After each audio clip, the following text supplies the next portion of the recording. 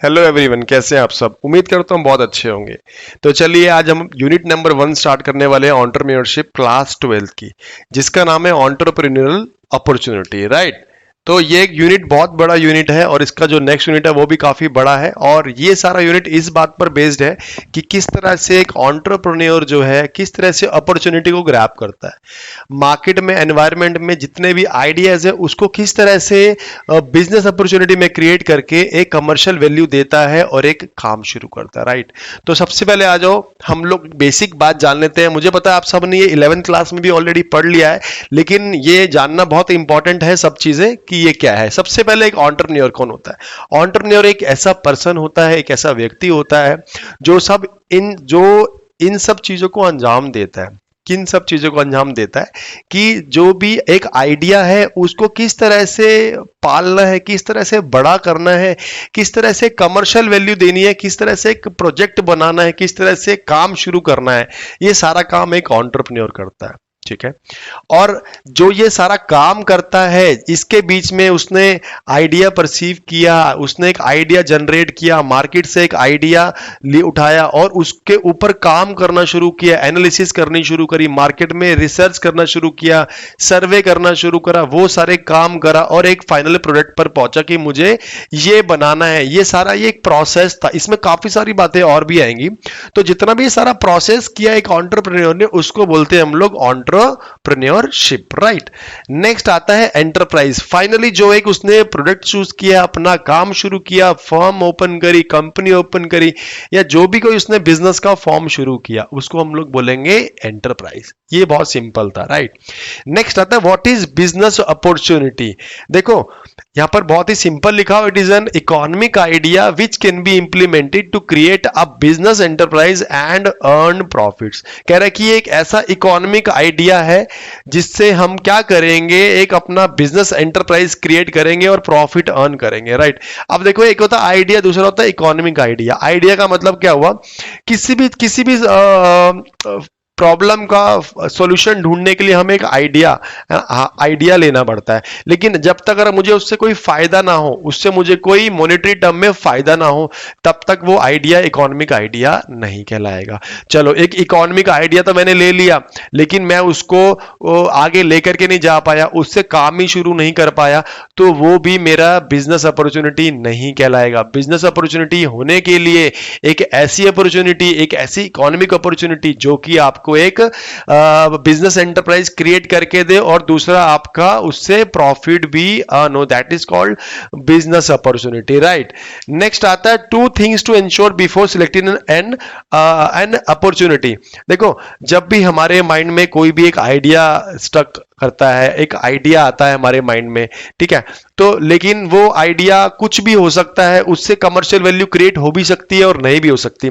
Market में कई सारे ऐसे आइडियाज होते हैं जो लगते तो हो कि बहुत बढ़िया है, लेकिन बाद में पता लगता है कि इसका मार्केट स्कोप तो है ही नहीं, इसकी मार्केट तो है ही नहीं, ये आइडिया तो बहुत बड़ा लेकिन इसको कोई खरीदेगा ही नहीं।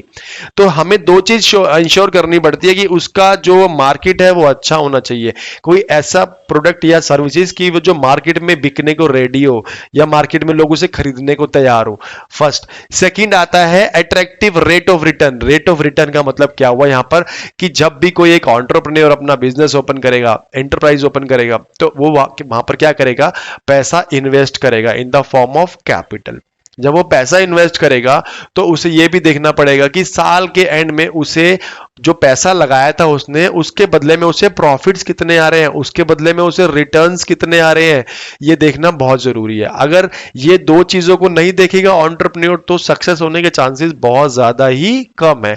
ज्यादातर एंटरप्रेन्योर्स करते क्या है कि उन्होंने देखा कोई एक आइडिया उनके माइंड में आया और उन्होंने सोचा कि क्यों ना इस आइडिया को आगे चलाया जाए और बढ़िया, without doing any kind of analysis, किसी भी तरह का एनालिसिस नहीं करते हैं, मार्केट सर्वे नहीं करते हैं, मार्केट स्कैन नहीं करते हैं और उस आइडिया को इंप्लीमेंट करना शुरू कर देते हैं और फिर बाद में पता लगता है कि जो आइडिया इंप्लीमेंट किया उसके तो कस्टमर्स ही बहुत कम है, काम ही नहीं चल रहा। क्यों नहीं चल रहा? क्योंकि प्रॉपर इन्वेस्टिगेशन नहीं हुई है, उसके अंदर प्रॉपर क्रिएटिव सॉल्यूशंस नहीं ढूंढे गए हैं उस प्रॉब्लम को फाइंड आउट करने के लिए, उस प्रॉब्लम का सॉल्यूशन देने के लिए। तो इसलिए एंटरप्रेन्योरशिप एक इंपॉर्टेंट प्रोसेस भी है और कॉम्प्लेक्स प्रोसेस भी है, लेकिन हर एक एंटरप्रेन्योर को इस बात का ध्यान रखना चाहिए कि उसका जो ये प्रोसेस है, ये जो सब चीजें हैं उसको अच्छे से एनालिसिस करनी चाहिए, राइट। तो ये दो बातें तो समझ में आ गई कि बिजनेस अपॉर्चुनिटी क्या होता है, और हमारा जो जो चीजें होती हैं कि कोई भी अपॉर्चुनिटी को सिलेक्ट करने से पहले हमारे माइंड में ये दो चीजें आनी चाहिए। थर्ड टॉपिक आता है एलिमेंट्स ऑफ बिजनेस अपॉर्चुनिटी। ऐसे कौन से एलिमेंट्स हैं या कौन से ऐसे फैक्टर्स हैं जो हमारी बिजनेस अपॉर्चुनिटी को अफेक्ट करते हैं, मैं आपको बताता हूं। इससे पहले मैं कुछ एक आपको बता देता हूं कि ये बिजनेस अपॉर्चुनिटी होती क्या है और ये आती कहां से है। आता है एलिमेंट्स ऑफ बिजनेस अपॉर्चुनिटी, कि ये सारे एलिमेंट्स है जब वाइल सेंसिंग बिजनेस अपॉर्चुनिटी, तो हमें इन सब बातों का ध्यान रखना पड़ता है। ये सारे फैक्टर्स हैं। तो चलिए, सबसे पहला फैक्टर है assured market scope. Assured market scope का यहां पर क्या मतलब हो रहा है कि जो भी आपने प्रोडक्ट चूज किया उसका स्कोप होना चाहिए। आपने जो भी प्रोडक्ट निकाला या जो भी प्रोडक्ट आपने सोचा करने का, उसका एक स्कोप होना चाहिए मार्केट के अंदर। वो चलने वाला प्रोडक्ट होना चाहिए। ऐसा नहीं कि आपने प्रोडक्ट तो निकाले लेकिन उसके खरीदने वाले बहुत कम है, या तो ऐसी टारगेट मार्केट आपने सोची नहीं, पहले आपने बना दिया बस, ठीक है, आपने एक नया इन्वेंशन कर दिया लेकिन खरीदे कोई नहीं ज्यादा, क्योंकि हो सकता है वो बहुत महंगा हो सकता है उसके लिए कई सारी चीजों की और भी जरूरत पड़े, ठीक है। तो सबसे पहले आपको क्या देखना कि उसका मार्केट में स्कोप क्या है, कि वो चलने वाला प्रोडक्ट है कि नहीं है। नेक्स्ट पॉइंट ऑलरेडी हम लोग कर चुके हैं कि an attractive and acceptable rate of return on investment, कि जो आपने इन्वेस्टमेंट करी है, जो भी आपने पूंजी इन्वेस्ट करी है, जितना भी आपने पैसा लगाया, उस पर आपको रिटर्न में कितना मिलेगा, प्रॉफिट्स कितने आएंगे आपके पास में, वो भी देखना बहुत ज्यादा जरूरी है। थर्ड पॉइंट आता है प्रैक्टिकेबिलिटी ऑफ आइडिया। सर आपके पास में एक आइडिया तो है, ठीक है, आपने ये देखा कि आजकल मार्केट में या रोड्स पर ट्रैफिक बहुत है, उस ट्रैफिक को काट करके मैं आगे चला जाऊं, मैं अपने ऑफिस टाइम पर पहुंच जाऊं, है ना। तो उसके लिए आपके माइंड में एक आइडिया आ रहा है कि यार क्यों ना मैं कैसी वॉच बनाऊं, यहां से बटन प्रेस करूं मिस्टर इंडिया की तरह और सीधा अपने ऑफिस से पहुंच जाऊं। क्या ये पॉसिबल है? सर ये आइडिया प्रैक्टिकल ही नहीं है, ये आइडिया क्या प्रैक्टिकल ही नहीं है। तो ऐसे कई सारे और आइडियाज होते हैं जो प्रैक्टिकल ही नहीं होते, जो आइडिया शुरू से ही बेकार होते हैं। वैसे आइडियाज को भी हमें ध्यान में रखना चाहिए। ऐसा नहीं कि हमने आइडिया सोचा और उस पर इंप्लीमेंटेशन करनी शुरू कर दी। फिर आता है competence of the entrepreneur to encash it. Idea बहुत अच्छा था, प्लान बहुत अच्छा था, मार्केट सर्वे कर लिया बहुत अच्छा था, लेकिन एक एंटरप्रेन्योर जिसने आगे बिजनेस को रन करना है, उसके अंदर उतनी कॉम्पिटेंसी नहीं है, उसके अंदर इतना कैलिबर ही नहीं है, उतनी एफिशिएंसी ही नहीं है अपने बिजनेस को आगे चला सके, ये अपने बिजनेस उस अपॉर्चुनिटी को ग्रैब कर सके। उसने सब कुछ तो कर लिया लेकिन वो फाइनल क्या इनोवेशन तक पहुंचा ही नहीं, फाइनल कमर्शियल वैल्यू तक पहुंचा ही नहीं। तो वो भी एक बहुत इंपॉर्टेंट पॉइंट है। नेक्स्ट आता है पोटेंशियल ऑफ फ्यूचर ग्रोथ। आप कोई भी ऐसी अपॉर्चुनिटी ग्रैब करते हैं, कोई भी ऐसा काम शुरू करते हैं, तो हमेशा ध्यान रखना चाहिए कि फ्यूचर में उसकी डिमांड बढ़ सकती है नहीं बढ़ सकती है। फ्यूचर में जैसे मान लो अब आपके एलईडी बल्ब चल रहे हैं, इससे पहले आपका एलसीडी चलता था। जिसने भी एलसीडी फाइंड आउट किया तो उसने देखा होगा ना कि फ्यूचर में ये चलेगा नहीं चलेगा।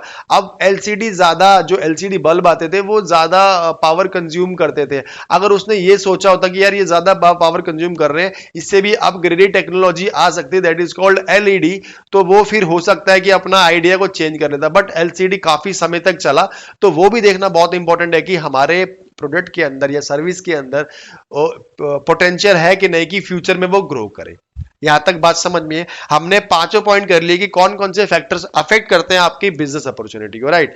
तो हमने ये कर लिया और एलिमेंट्स कर लिए। अब आ जाओ और बहुत इंपॉर्टेंट चीजें हैं इसके बारे में कि हमारी जो अपॉर्चुनिटी है एनवायरनमेंट के अंदर, हम उसको एक्सप्लोर कैसे करते हैं, राइट। एक्सप्लोर करने के लिए आप हमेशा ध्यान रखना बच्चों, कभी भी कोई भी बिजनेस अपॉर्चुनिटी आपके सामने आती है तो मैक्सिमम दो सिचुएशन के साथ आती है। या तो वो प्रॉब्लम के साथ आएगी या तो फिर वो नीड के साथ आएगी। प्रॉब्लम और नीड के साथ में कैसे आते हैं मैं आपको बताता हूं। इसमें ना एक आप एनसीईआरटी में आप देखेंगे एक ना केस स्टडी दी हुई है ट्रेवल खाना के नाम से, पुष्पेंद्र सिंह जी के नाम से दी हुई है। उसमें क्या था कि वो ना रेलवेज में सफर करते थे और रेलवेज में सफर करने के दौरान उनको क्या प्रॉब्लम का सामना करना पड़ता था कि रेलवेज का सफर तो ठीक था लेकिन रेलवेज के अंदर खाना नहीं मिलता था अच्छा, या खाना मिलता ही नहीं था। तो उन्होंने काफी बार ये प्रॉब्लम को फेस किया, काफी लंबे सफर करे। तो उन्होंने सोचा कि ये जो प्रॉब्लम है इसको कैसे ठीक किया जा सकता है। तो सबसे पहले उन्होंने उस जो भी चल रहा था सिनेरियो, उन्होंने वहां से एक आइडिया निकाला। उन्होंने उस अपॉर्चुनिटी को ग्रैब किया। क्या ग्रैब किया? अपॉर्चुनिटी को, कि यार ये तो एक प्रॉब्लम है, इसका सोल्यूशन अगर निकल जाए तो हाँ इससे अच्छे खासे पैसे कमाए जा सकते हो। तो उन्होंने सारा का सारा प्रोसेस किया, एनालिसिस किया, मार्केट स्कैन किया और एक अपनी एजेंसी और अपना फर्म ओपन किया जिसको बोला गया ट्रैवल खाना के नाम से। ट्रैवल खाना एक फर्म है, आप लोग सर्च करना, देखना उसके अंदर। तो वो क्या करती है, रेलवेज में अपना खाना सप्लाई करती है, ठीक है। रेलवेज में अच्छा खाना नहीं मिलता तो उसको प्रॉब्लम दिखी, ये सब चीज़ें की उन्होंने एनालिसिस करा और अपना एक ट्रैवल खाना काम शुरू किया। हर रेलवे स्टेशन पर आपको ये प्रोवाइड हो जाता है और जो भी प्रोसेस है आप एक बार देखना, आपको पता लग जाएगा। तो सबसे पहले क्या आई, प्रॉब्लम आई। चलो मैं आप छोटी सी एक केस स्टडी और सुनाता हूं आपको।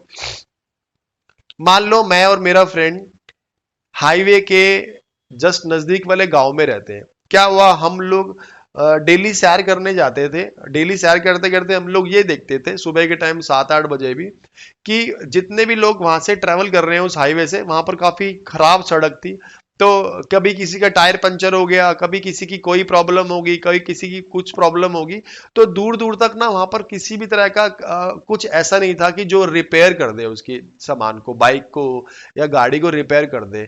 तो हम डेली सैर करते थे। तो मेरे फ्रेंड ने सोचा यार क्यों ना ये जो प्रॉब्लम है, उसने क्या देखा, सर ये तो प्रॉब्लम है। उसने सोचा क्यों ना इस प्रॉब्लम का समाधान निकाला जाए, सॉल्यूशन निकाला जाए।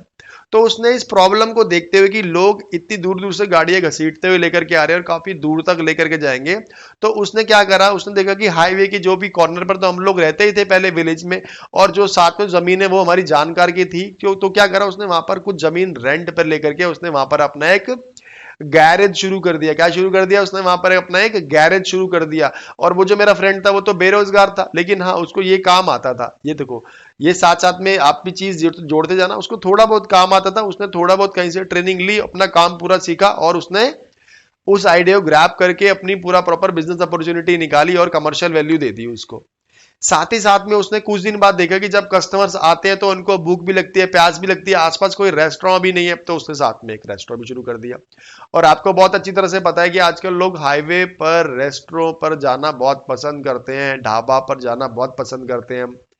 मेन रीजन खाना नहीं होता, मेन रीजन कई बार आउटिंग भी होता है। तो उसने देखा कि मार्केट में क्या नीड चल रही है, मार्केट में क्या प्रॉब्लम है, उस हाईवे की प्रॉब्लम को जाना, फिर लोगों की नीड्स को निकाला और फिर जाकर के उसने क्या कर दिया, अपना काम शुरू किया। ठीक है, तो बस मैं यही बताना चाह रहा हूं कि आपको अपॉर्चुनिटी एक्सप्लोर करने के लिए मार्केट में सबसे पहले क्या नजर आएगा सर, सबसे पहले नजर आएगा प्रॉब्लम। क्या नजर आएगा, प्रॉब्लम या तो फिर नीड नजर आएगी। उस प्रॉब्लम या नीड से आप लोग क्या करोगे, अपॉर्चुनिटी ग्रैब करोगे, अपॉर्चुनिटी स्पॉट करोगे। मेरे फ्रेंड ने देख लिया, अच्छा ये तो बढ़िया, ये तो काम चलने वाली चीज है, अपॉर्चुनिटी स्पॉट किया।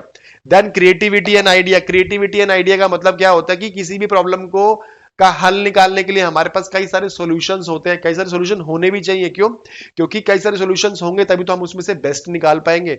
तो that is called creativity and idea. फिर आता है इनोवेशन एंड प्रोडक्ट। हम इस प्रोसेस में थे कि हमने प्रॉब्लम का सॉल्यूशन निकाले, उन सॉल्यूशन का को इवैल्यूएट करा, इवैल्यूएट करने के बाद हम एक सॉल्यूशन पर पहुंचे और अपना काम शुरू किया। जब हमने काम शुरू किया तो उसको बोलेंगे वो इनोवेशन एंड प्रोडक्ट कहलाएगा। उसके बाद आता है प्रोजेक्ट योर बिजनेस। आपने अपने काम को शुरू कर दिया तो that is called project your business. तो देखो यहां पर डायग्राम जो है इन चार चीजों को शो कर रहा है, मैं आपको बता देता हूं ये क्या लिखा हुआ है। Opportunity spotting by analysis, analysing the needs and problem. हम अपनी अपॉर्चुनिटी कैसे स्पॉट कर सकते हैं, by analysing the needs and the problem. वहां पर प्रॉब्लम चल रही थी, जब वहां पर लोग गैरेज पर आते थे उन्हें खाना भी चाहिए होता था, तो फिर रेस्टोरेंट भी ओपन करा। फिर वहां पर क्या देखा हमने, लोगों की नीड देखी। क्लियर है, यहां से हमने अपॉर्चुनिटी को स्पॉट किया। नेक्स्ट आता है evaluating the idea to find a creative solution. Second process में हम पहुंचे कि हमें कई सारे क्रिएटिव आइडिया को इवैल्यूएट करना पड़ा। कहां पहुंचने के लिए, क्रिएटिव सॉल्यूशन पर पहुंचने के लिए। थर्ड डाटा आइडेंटिफाइंग ए प्रोडक्ट और सर्विसेज थ्रू इनोवेशन। इनोवेशन का मतलब यही है कि हमने एक अपने प्रोडक्ट को सिलेक्ट करना है। यहां पर क्या करना है, प्रोडक्ट को सिलेक्ट करना है। जितने भी आपके सॉल्यूशंस थे उसमें से एक सॉल्यूशन को मानना है और अपना प्रोडक्ट सिलेक्ट करना। यहां तक समझ में आई। नेक्स्ट आता है आपका setting up a project and nurturing it to success. और फाइनली यार एक सिंपल सी बात है, इतना सारा हमने काम कर लिया, फाइनली हमें क्या करना है, अपने प्रोडक्ट को नर्चर करना है और उसको सक्सेसफुल बनाना है, अपने प्रोजेक्ट को। यहां तक आपको बात समझ में आई। जितना भी सारा था ये बड़ा ही बेसिक था। एक छोटी सी बात बस ये समझना, अपॉर्चुनिटी एक ऐसी अपॉर्चुनिटी होनी चाहिए कि जो आपको एक पैसा कमा करके दे, राइट। तो ऐसा पैसा कमा के देने देने वाली अपॉर्चुनिटी होती है बिजनेस अपॉर्चुनिटी। ठीक है, जो आइडिया को कन्वर्ट करके आपको दे और एक बिजनेस शुरू करके दे। क्लियर है यहां तक? ये सारी बातें हम इसके अंदर केस स्टडी आगे चैप्टर्स में या यूनिट्स में हम लोग और भी पढ़ेंगे। एक एक यूनिट बहुत अच्छे से हम लोग क्लियर कर लेंगे, उस बात की टेंशन मत लेना। उम्मीद करता हूं ये वीडियो आपको बहुत अच्छा लगेगा। Thank you.